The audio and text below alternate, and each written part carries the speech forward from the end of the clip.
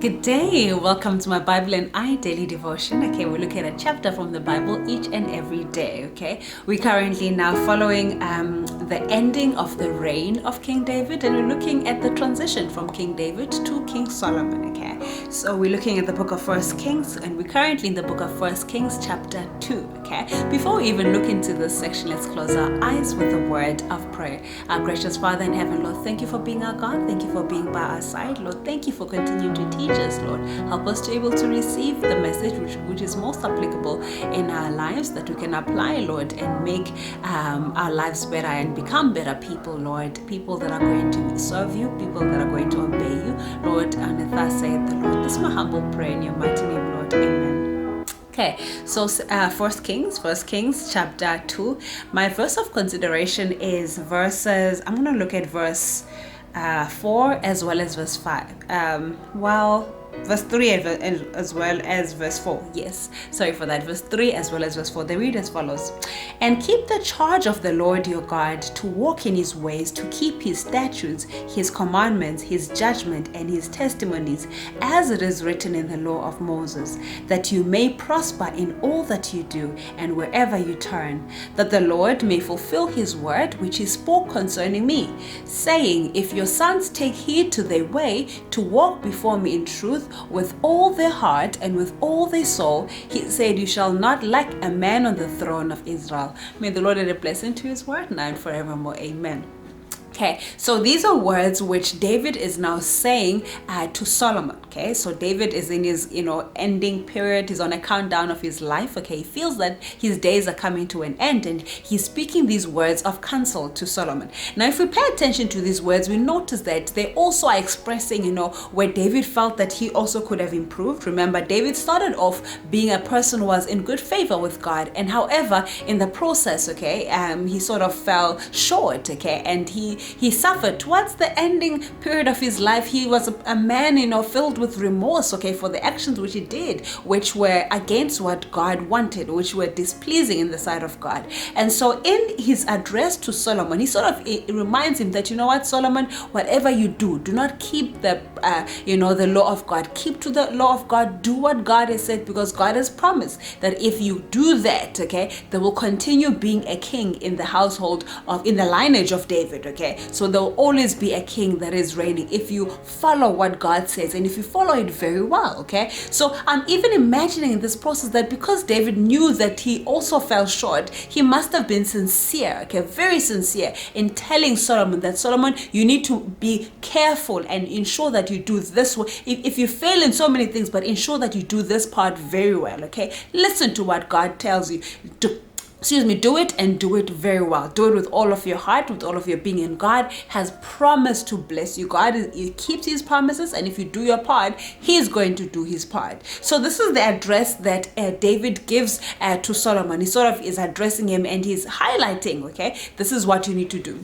However, as we see, following the rest of the chapter, we see that David didn't just stop there. David also showed Solomon, all of the areas which could potentially be loopholes, that he needs to look at, a certain people which show traits which David did not handle in his time, So David was aware of his flaws, and he's transparent to Solomon. He tells him that, oh, by the way, Solomon, there's Shimei, there's Abiathar, there's Joab, these are people that, showed traits, which were against me, which were displeasing in my sight, and because they did that to me, be warned that most likely they will do that to you as well. Be on the lookout for these people. So I'm loving what David does here, also as exemplary of a leader who steps down of his position. It's quite important when you give that hand over to the one who follows you. It's very important that you take the time to address even the loopholes, address your shortcomings, address what they need to be careful of, It only assists in the bigger vision, because chances are all the things which you did not deal with, they'll have a way to continue, if they have not been addressed. And if the following leader is not aware of these things, they may act, unaware, and it can create havoc. It could even, cost the greater vision, or the shared vision, which we all need to be continuing with. So David does this so well. I really like what he does here. He becomes transparent and says, Solomon, okay, this is where I did not do right. Okay, this is where I did not fix. Okay, this is what I did not fix. These people, okay, I have been thorns in my kingdom. Okay, I did not deal with them. They most likely will be thorns in your kingdom. Be wise in dealing with them. Okay, but be aware of their existence as well. Okay, so he does this, and it becomes quite gold. Okay, for Solomon, because now Solomon is aware of where his enemies would start from. Okay, he's aware of people that will be bringing problems in his life, because chances are these people are not going to stop. They won't stop. Okay, some things have a way. If you don't deal with them, they don't just disappear and evaporate. No, they will actually form and develop and grow in stages and become bigger. So Solomon is aware of this. So after having received this information, and now David passes on, and Solomon is the one who's the king.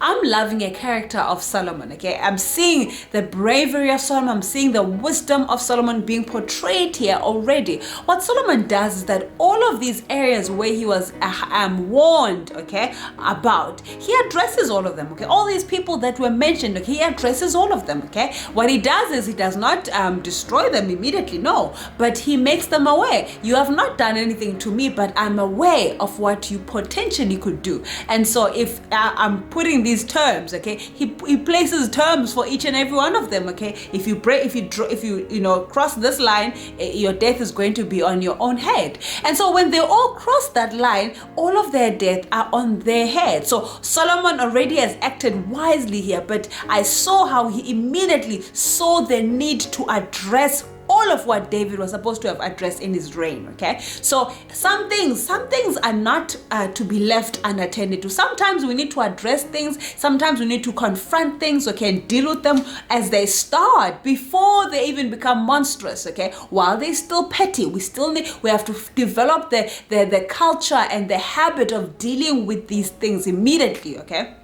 So that's what Solomon does here, and because he did that, he was able to, contain all of what could potentially have overtaken his throne. He's able to contain it, and his kingdom was established. Okay, because once again, he followed David's instruction and he was obedient to God. He listened to what God was teaching him. Okay, and so his kingdom was established. So these are the things I'm learning here: the importance of us being transparent to one another, the importance of us, being caring enough, okay, to share, some things, that we don't deal with, okay, they have a way of continuing to following generations as well. Let's not be a people that keep, what the challenges that we encountered and just keep them for ourselves. No, some of these things, I know, yes, they're not comfortable, but we need to be fair enough, okay, to share them with the following generations, to share them with the following leaders, so that they also are aware, okay, and they hear it from our perspective as well, how we potentially could deal with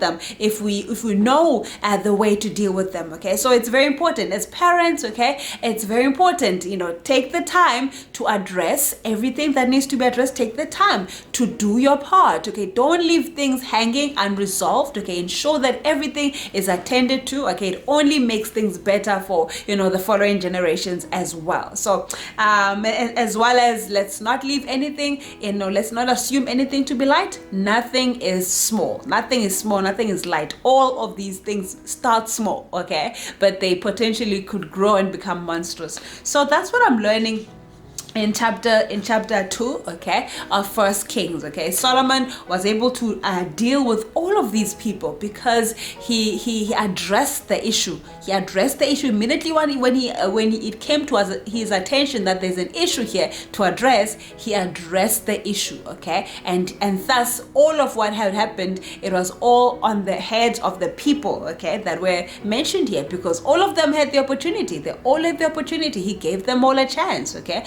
and because they broke that, he was in a position of still maintaining, his uprightness, because we see here Solomon is definitely upright. He's definitely a leader with confidence. He's definitely a man of his word. He's definitely courageous and confident, okay. I'm loving him already, okay. So that's what we learn in this, and I'm hoping we can also find some lessons that we can draw from and pick up, and develop and use in our own lifestyles and become better people as well. As we end the session, let's close our eyes with the word word of prayer. Our gracious Father in heaven, Lord, thank you for being our God. Thank you for highlighting to us, Lord, some of these lessons which we need to also apply in our lives. Help us to become better people that are going to be guided by your will at all times, Lord, people that are going to know to do what it is that you have instructed us to do and to do it well, Lord. Help us to be influencers. Help us to receive influence, Lord, and help us, Lord, to be courageous and confident, Lord, and be able to do what needs to be done and address certain things, Lord, though they may appear petty and small at the beginning, Lord. Continue to guide us. Help us to have a productive day this day as well. This is my humble prayer in your mighty name, Lord. Amen. Have an awesome day. God bless you all. Take care.